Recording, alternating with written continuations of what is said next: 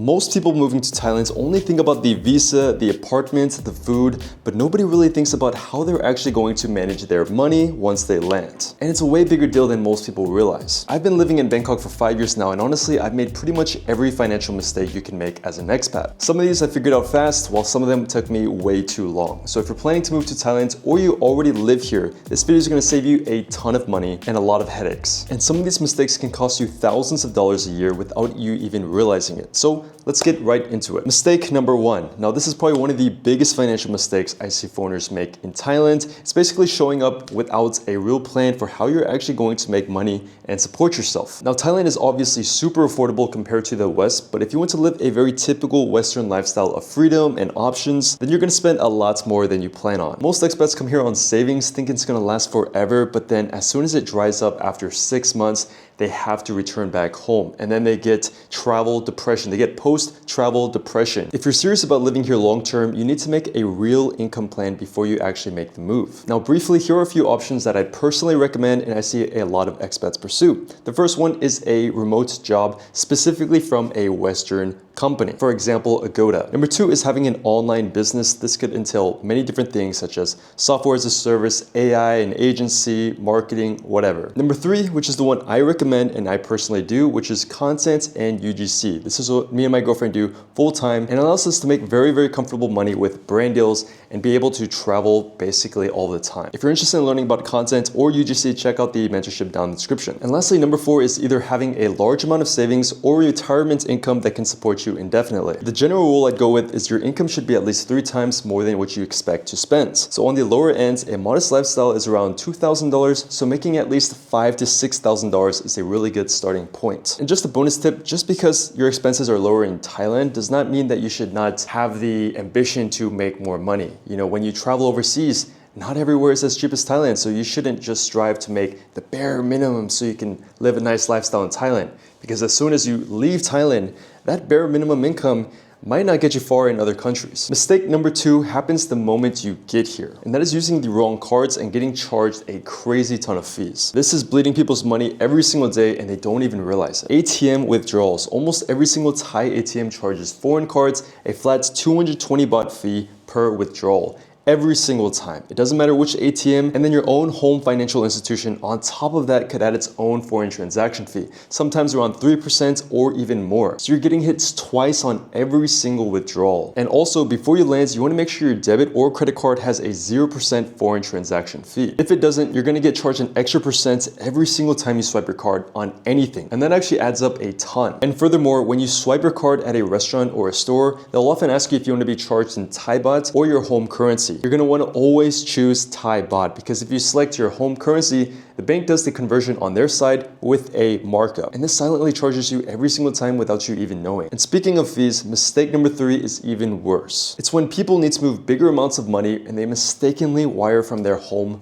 bank. First, there's the flat wire fee, usually $25 to $45 every single time, and that's already ridiculous enough, but then your bank applies its own exchange rate, and here's the thing they don't always tell you. Their exchange rate is oftentimes worse than the real market rates when you actually Google it. So for example, on a $2,000 transfer, you're losing $40 to $60 just in the exchange rate gap, on top of the $25 to $45 wire fee. So that's $100 just to pay your rent, for example. You know, I had to learn this the hard way. I used to just transfer money in and out of my US bank account all the time into Thailand. This itself, over the long run, probably cost me like thousands of dollars. And this is where wi.se came in and completely changed my entire setup. wi.se uses the mid-market exchange rate without any markup or hidden gap, and their fee is 100% transparent. So you see exactly what you're paying before you ever confirm anything. And this is especially huge for me whenever I get paid by international clients, because all that money that's coming in from USD, I need a way to actually get that into Thailand without losing a huge chunk to fees. So wi.se made this entire process smooth and very affordable. Mistake number 4 is assuming you'll be able to open up a Thai bank easily. The reality is that most Thai banks require a work permit or specific long-term visa types. So even the 5-year DTV or the education visa, they're not going to get approved for Thai banks either. And last year, they started cracking down like crazy. It used to be the case where you can go to a couple different banks and try to find a way to get a the Thai bank as a foreigner. Some banks would let you do it, some banks wouldn't. But in other case, it's almost guaranteed you're not going to be able to get a Thai bank account as a foreigner without these special types of visas. So if your entire financial plan is built around having a Thai bank account, you might have to upgrade to a specific long-term visa or have a backup plan that doesn't depend on it. And I'm not recommending this, however, but I do know that a lot of expats here, they use their Thai girlfriend's or Thai wife's bank account, but that also comes with some consequences such as taxes, such as, it could be financially messy, but that is a workaround that a lot of expats do.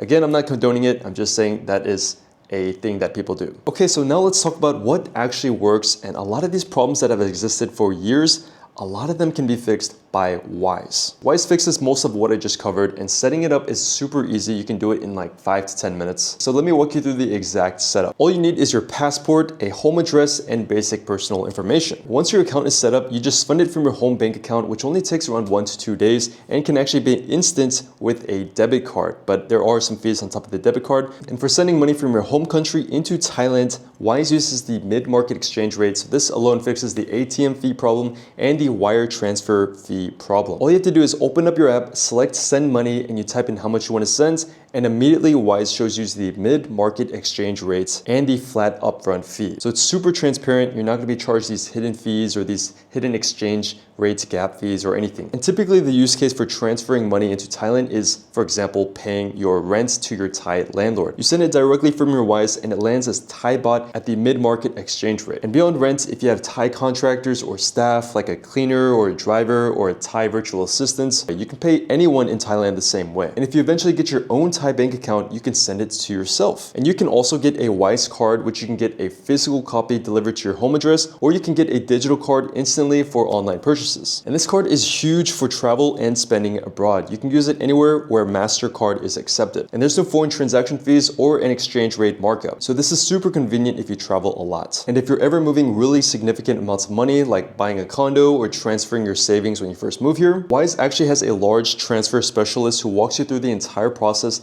and transfers over $25,000 also gets tiered discounts. So the more you send, the lower the fee percentage. Compared to wiring the same amount through a US bank account, you could literally save hundreds or even thousands of dollars depending on the size. And one more thing before we wrap up, Wise is actually rolling out something pretty huge for Thailand accounts starting August 3rd, 2026. If you are a Thai resident and register your Wise accounts with your Thai address, you can unlock some local features like prompt pay support and a Wise card delivered directly in Thailand. But just know there are some trade-offs with how you can hold and receive foreign currency. But this is not going to apply to most of you watching. So these were some of the biggest financial mistakes and problems that I myself and a lot of foreigners experience, and Wise honestly is a huge game changer for fixing a lot of these problems. If you want to get started with Wise, I have a link in the description, and you can also get a fee-free transfer up to $600 on your first transaction. Hope you guys enjoyed this video. Make sure to follow me on Instagram, and as always, if you're interested in learning how to pursue content and make a living with content or UGC, then check out the mentorship I have in the description,